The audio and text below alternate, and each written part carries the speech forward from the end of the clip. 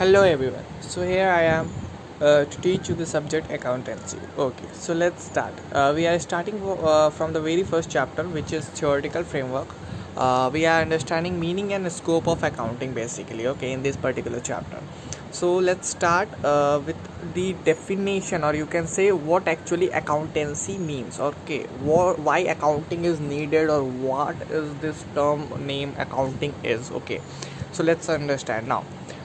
If you talk about any activities, okay, in this particular world, if you talk about any activities, whether it is a profit making organization or a not profit making organization. Now let me give you the example of profit making organization as well as of non profit making organization. So if I talk about a profit making organization, then it is an organization which works for profit, like if you take an example of any private limited company, जिसकी main motive क्या होती है sir, profit कमाना. सो ये एक profit making organisations हो जा रही हैं सर. आप ले सकते हो टाटा मोटर्स और टिस्को टेल्को इस कदर करके जो कंपनीज़ हैं, तो सर वो आपकी प्रॉफिट मेकिंग ऑर्गेनाइजेशंस हो जा रही हैं. ठीक है. और अगर अपन बात करें sir non profit making organisations की, तो सर एनजीओज़ हो गए, government schools, government hospitals. So ये सर आपकी एक हो जाएगी not for profit making organisation. ठीक है. सो आगे चलते हैं सर. सारे ऑर्गेनाइजेशन, जैसे कि समझ के चलो ना, हो गया ना. अब इंडिविजुअल्स में जैसे कि वो अगर कोई भी बंदा, देखो कोई भी बंदा अगर इकोनॉमिक एक्टिविटी कर रहा है ना, इकोनॉमिक एक्टिविटी का मतलब जिस भी चीज़ों से उसको थोड़ा सा भी सर इनकम आ रहा है बेसिकली. ठीक है. वो अगर कमा रहा है उससे, उसमें सेवरल चीज़ें जो होती हैं ना सर, जैसे कि मान लीजिए कि कितने का सामान ख़रीदा, कितने का सामान बेचा, कितने को पैसा देना बाकी है, कितने को पैसा दे दिया, दुनिया भर की चीज़ें होती हैं.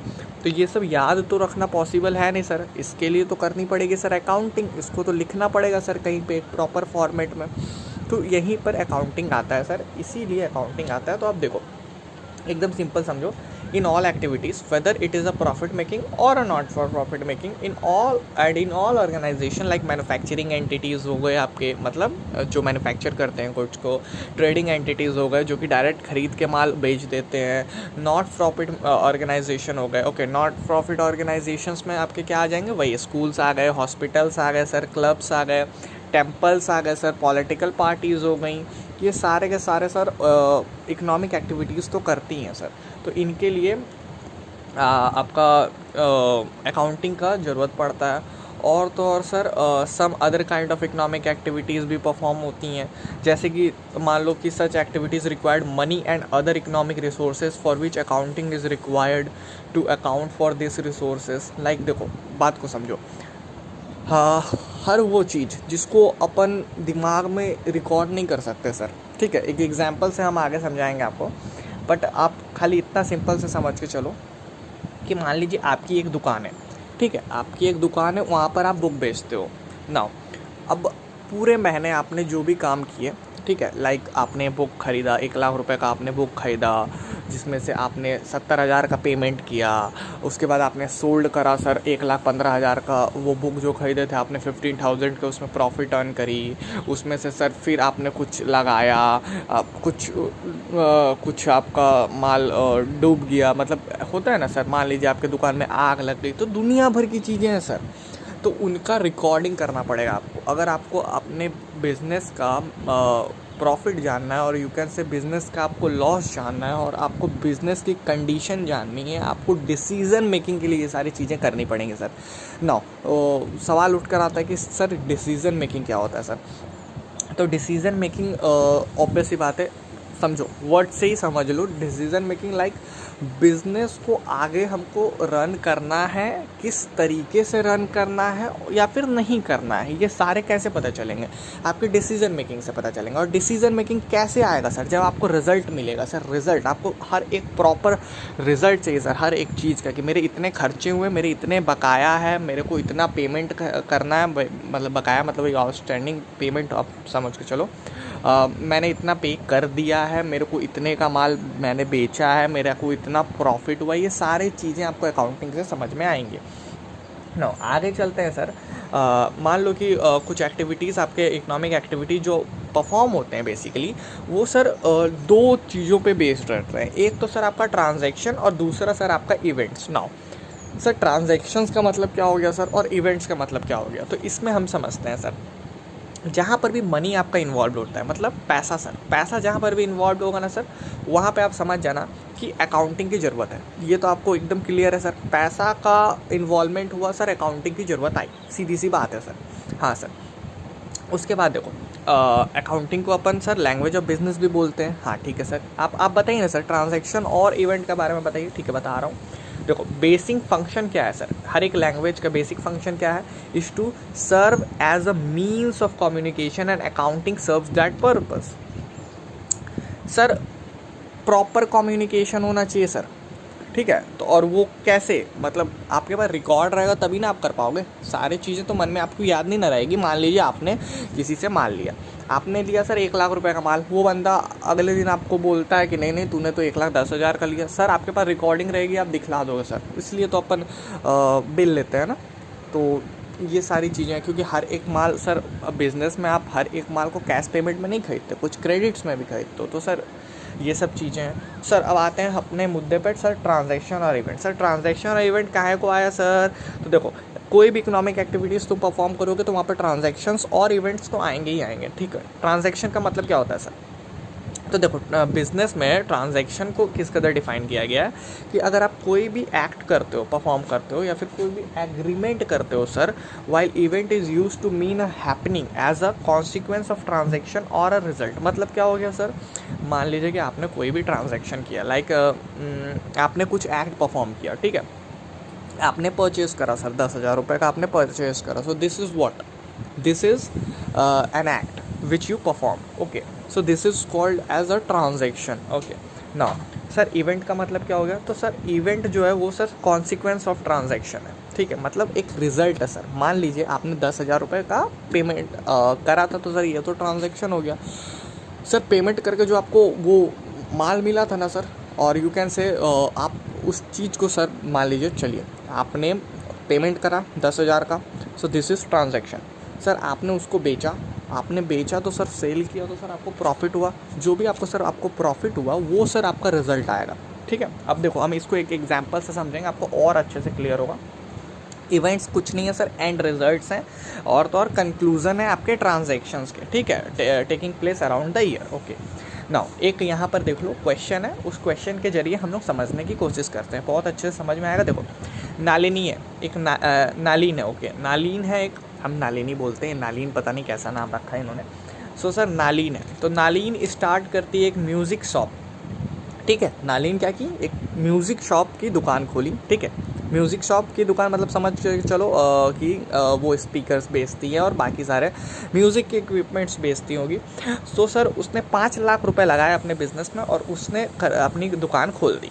उसके बाद सर 5 लाख रुपए बिज़नेस में लगा कर खोली, और उसके बाद उन्होंने क्या करा सर, परचेज़ करी हैं गुड्स 2,20,000 के, 2,20,000 के कुछ सामान नालीन ने खरीदे हैं सर। उसने रेंट भी दिया है सर, शॉप का रेंट भी दिया है सर, उसने इलेक्ट्रिसिटी चार्जेस भी दिए हैं सर। रेंट कितने का दिया है सर, और इलेक्ट्रिसिटी चार्जेस कितने का दिए हैं सर, 15,000 रुपीज़ का। बाइफर्केशन नहीं किया गया है, अपन भी सिंपल एक्सपेंस की तरह इसको मानकर ट्रीट करेंगे सर, खर्चा तो है सर। नाउ वो कुछ गुड्स बेचती भी है सर। 1,80,000 रुपये का माल वो सर 2,35,000 रुपये में बेचती है सर। ओके सर, क्या करना है सर इसका, आपने बता दिया क्वेश्चन, अब इसका करना क्या है सर। तो देखो ये जो इंडिविजुअल है, कौन इंडिविजुअल, नालिनी। ठीक है सर, ये इंडिविजुअल क्या कर रही है सर, इकोनॉमिक एक्टिविटी परफॉर्म कर रही है सर, इससे इसको प्रॉफिट होगा। यस, तो सर ये तो कुछ मतलब लग रहा है सर इकोनॉमिक एक्टिविटी है। हाँ जी, इकोनॉमिक एक्टिविटी है। तो देखो कुछ ट्रांजैक्शंस वो की हैं, अब आपको कुछ इवेंट्स हैं, और तो और कुछ तो सर इनके रिजल्ट्स हैं। ओके, कुछ इवेंट्स हैं जो कि सर वही रिजल्ट्स होंगे basically. He carries on a few transaction and encounter with some events, और obviously he would want to know the result of this activity. Okay, तो बेसिकली अब उसको जानना है सर, इसका अब उसको रिजल्ट जानना है कि सर इसने प्रॉफिट कमाया या इसने लॉस किया। नाउ कैसे जानेंगे, आओ देखो। Result of the above activities may be ascertained as follow. मान लीजिए, मानना क्या है सर, देख लीजिए, सेल्स उसने किया है 2,35,000 रुपये का। ठीक सर, यहाँ पर लिख रहा है आपको अच्छी से, 2,35,000 का उसने सेल्स करा है, ये चीज़ क्वेश्चन में दी हुई है।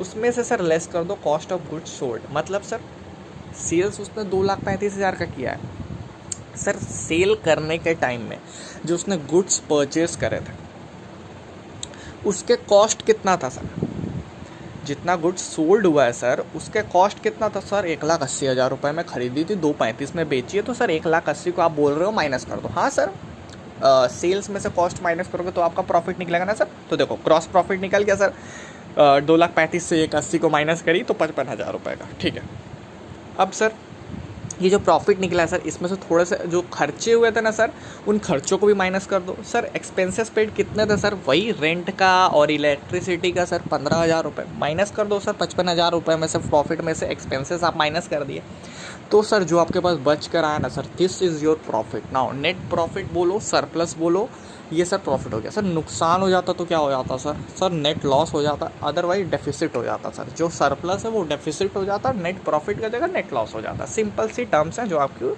ध्यान में रखनी है सर। तो यहाँ से देखो क्या पता चला कि वो 40,000 रुपये का सर 55,000 में से 15,000 रुपये का एक्सपेंसेस उसने माइनस करे प्रॉफिट में से, नेट प्रॉफिट में से, तो सर उसको 40,000 रुपीज़ का सरप्लस मिला। और you can say net profit आया सर उसका कितना, 40,000 रुपीज़ का। तो ये जो है ना सर 40,000 रुपीज़, ये क्या है सर, रिजल्ट है ना सर, एंड रिजल्ट है ना सर। तो दिस इज़ कॉल्ड इवेंट। ठीक सर, ये इवेंट हो गया सर। ना उसके पास क्लोजिंग इन्वेंट्री भी है सर हैंड में। क्या चीज़ क्लोजिंग इन्वेंट्री है, and closing inventory in hand which is of 40,000 rupees, that means 2,20,000 rupees के जो उसने गुड्स खरीदे थे सर उसमें से उसने 1,80,000 के जो ये थे बेसिकली गुड्स थे उसने बेच डाले, और 40,000 रुपये का सर उसके पास क्लोजिंग इन्वेंट्री आया है हाथ में। अच्छा, मतलब सर नहीं समझ में आया सर, हमको थोड़ा सा तो डाउट हो रहा है इस पर, आप क्या बोले सर ये वाला लाइन।